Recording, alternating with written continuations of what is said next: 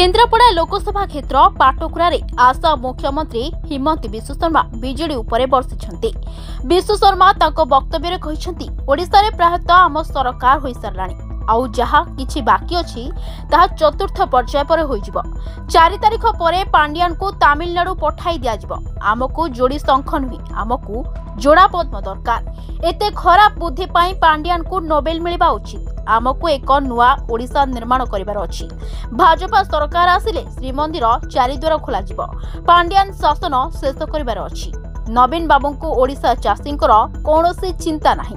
भाजपा सरकार आसिले धान दर 3100 टंका हेबो। प्रति महिला को 50,000 मिलिबो।